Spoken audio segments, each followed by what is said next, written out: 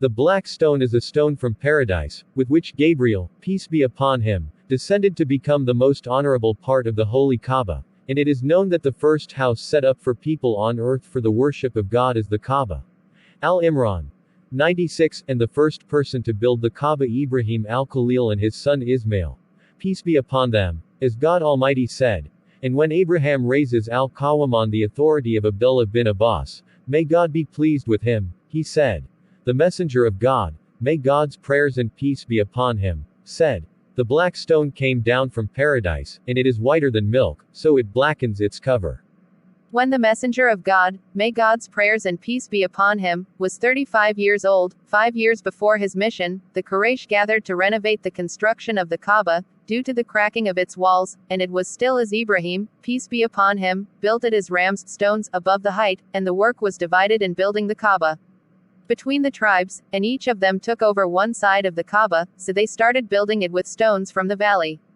Ibn al-Mughirah al-Makhzumi suggested to them that they decide what they differed about the first to enter them from the gate of the Sacred Mosque.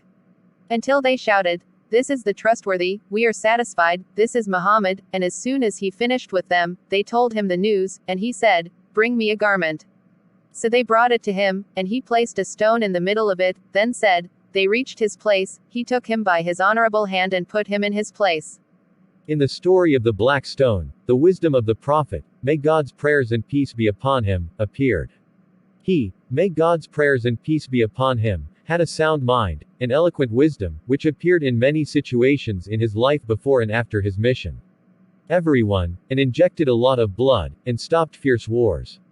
Two things happened to the messenger of God, may God's prayers and peace be upon him, in this, the first, ending the feud and stopping the expected fighting between the tribes of Quraysh, and the second, that he, may God's prayers and peace be upon him, had the honor of placing the black stone with his two honorable hands in its place in the house, and this is from God's success for his messenger, may God's prayers and peace be upon him, and a statement of his virtue and his high rank, so the Prophet, may God's prayers and peace be upon him, won the honor for which they were almost killed, and this is one of the first premises for honoring, and one of the Quraysh's confessions to him, may God's prayers and peace be upon him, that he is the trustworthy one.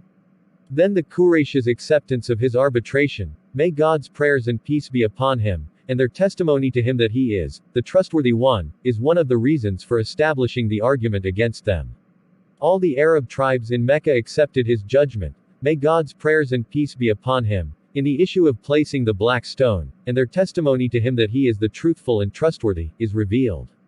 About the extent of hatred, arrogance and stubbornness with which the hearts of these same people were filled after he came to them with the message from God, and began to convey it to them, and invite them to God, so they met him with stubbornness and abuse despite their knowledge and recognition of his honesty, trustworthiness, and goodness, his attributes and his good morals, and they said, were it not for this Quran to be revealed to a man from the two villages of Great 31.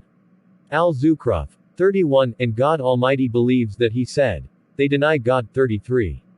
Al-An'am 33. The black stone is the most honorable stone on the face of the earth, and it is from paradise, on the authority of Abdullah bin Abbas, may God be pleased with him, who said, the messenger of God, may God bless him and grant him peace, said, the black stone came down from paradise, and it is whiter than the whitest ones.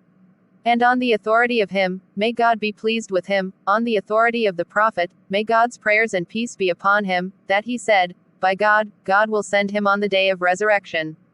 He will have eyes with which he will see, and a tongue he will speak. On the merit of wiping it and touching it on the authority of Abdullah bin Omar, may God be pleased with him, he said. The messenger of God, may God bless him and grant him peace, said. The wiping of the black stone, and the Yemeni corner when touching the black stone is full of crowds. And at the beginning of each run, and likewise it is prescribed to kiss him. If he cuts open, he touches it with his hand, and he kisses his hand, otherwise he points to it without kissing. On the authority of Nafi, may God be pleased with him, he said, I saw Ibn Umar touching the stone with his hand, and he accepted it, and he accepted it, and he accepted it, and he greeted me. He does it. On the authority of Omar ibn al-Khattab, may God be pleased with him, he said, by God, I know that you are a stone that does no harm. And it does not work, and had I not seen the messenger of God, may God bless him and grant him peace, kiss you, I would not have kissed you. Ibn Hajar said, Al-Tabari said, this was only said by Umar, because people were new to the worship of idols, so Umar feared that the ignorant would think that receiving the stone was veneration of some stones, as the Arabs used to do in the pre-Islamic era. Because the Messenger of God, may God's prayers and peace be upon him, did, not because the stone harms and benefits in and of itself, as she used to believe in idols.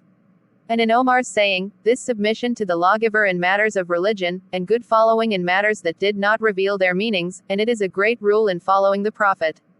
The Prophet, may God's prayers and peace be upon him, in what he does, even if he does not know the wisdom in it, and in it he repels what happened to some ignorant people that the black stone has a characteristic that is due to itself, and in it is a clarification of the sunnahs in word and deed, and that if the Imam fears that one of his actions will lead to corruption of belief, he should hasten to explaining matters and clarifying that.